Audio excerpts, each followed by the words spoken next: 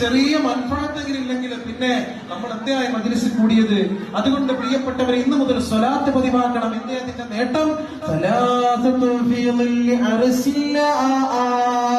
അല്ലാഹുവിന്റെ സുന്ദരമായ അർശ്, ആ അർശുണ്ടല്ലോ, ആ അർശിന്റെ തണല് കിട്ടുന്ന 3 വിഭാഗക്കാരുണ്ട്.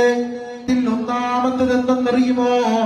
ഏതൊരു പ്രയാസഘട്ടത്തിലും ഹബീബിന്റെ പേര് വിളിച്ച് സ്വലാത്ത് ചൊല്ലിയ ഈമാനുള്ള ആർജവമുള്ള മുസ്ലിമാരാ, അവനാണ് ആദ്യമായിട്ട് ചുണ്ടുമെടുത്ത് തപിച്ച് കിടക്കുന്ന മഹിശറിൽ അല്ലാഹുവിന്റെ സുന്ദരമായ അർശിന്റെ തണല് കിട്ടുന്ന 1ാമത്തെ വിഭാഗക്കാരെങ്കിൽ, 1ാമത്തെ വിഭാഗം സ്വലാത്ത് ചൊല്ലിക്കോ.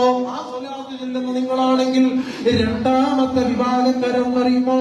മന്നഹയാ സുന്നതി. എന്തോ ഒരു പേക്കോലങ്ങളാണ് സമുദായത്തിൽ അലങ്കാരമായി കൊണ്ടു നടക്കുന്നത്. എന്തോ ഒരു വൃത്തികേടുകളാണ് തലയിലെടുത്ത് വെച്ചുകൊണ്ട് നടക്കുന്നത്, സോഷ്യൽ മീഡിയകൾക്കുള്ളിൽ ഉറഞ്ഞു തുള്ളുന്നത്.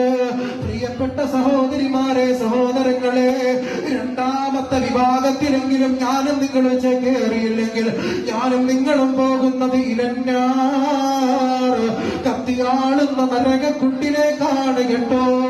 ആ 2ാമത്തെ വിഭാഗമാരാണ്? മന്നഹിയാ സുന്നതി ഔ കമാ ഖാല ശഫീഉൽ വറാ റസൂലുള്ളാഹി.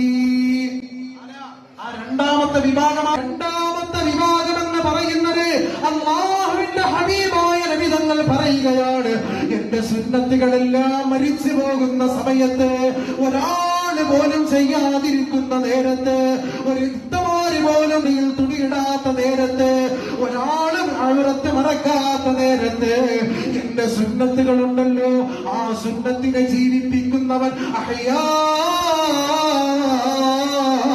എന്റെ സുന്നത്തിനെ ജീവിപ്പിക്കുന്ന, ആ സുന്നത്തിനെ ചെയ്തുകൊണ്ട് മുന്നോട്ട് കടന്നു വന്ന മനുഷ്യനാരാ? അവനാണ് പ്രിയപ്പെട്ടവരെ ഹബീബായ നബി തങ്ങൾ പറയുന്നത്. അവനാണ് അല്ലാഹുവിന്റെ അർശ് കിട്ടുന്നവർ 2ാമത്തെ വിഭാഗക്കാര്. ഈ 2 വിഭാഗക്കാരാവാൻ പ്രിയപ്പെട്ട സഹോദരങ്ങളെ, ഞാനും നിങ്ങളും ഒന്ന് തയ്യാറാവണം. ഈ 2 വിഭാഗത്തിൽ നമ്മൾ ഉൾപ്പെടണം.